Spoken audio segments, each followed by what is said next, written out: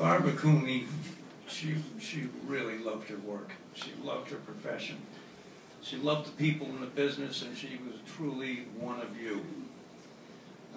I assure you this award presented by her peers would have meant everything to her.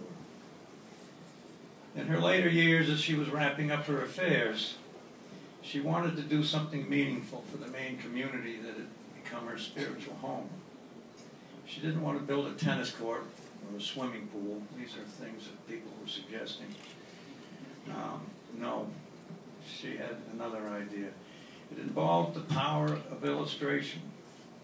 Being the true scholar she was, her research in libraries was a hugely important and favorite part of her work. Taped on the lamp over her drawing table was a faded quote by Georges Louis Borges. I have always imagined that paradise will be a kind of library. She would help build her town a proper library, she decided. Shortly before she fell ill in 1998, she reached out to many of her old friends, fellow illustrators, some of whom are here this evening, I believe, and invited them to take part in a fundraising auction of original children's book illustrations to help build anew our 103-year-old Scadomfa Library in Damascotta, Maine. Now that's a funny name, Scadomfa. It's not an Indian name, it's the first letters of the founders.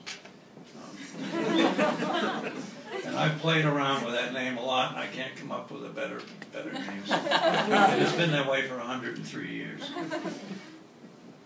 And many, actually 75 artists contributed their work. The auction was, in her oft-used words, a howling success.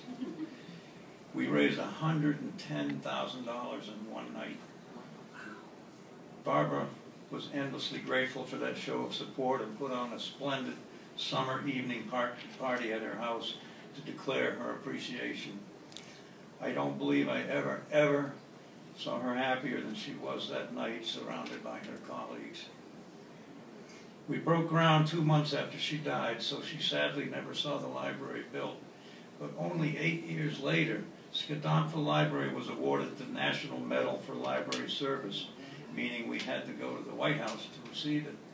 Just about the smallest library ever to do so. Barbara would have been very pleased, and as there we have put on permanent display her 2 Caldecott Medals, and where we will surely place this Lifetime Achievement Award as well, to share with the community. I thank you very much. My family thanks you very much.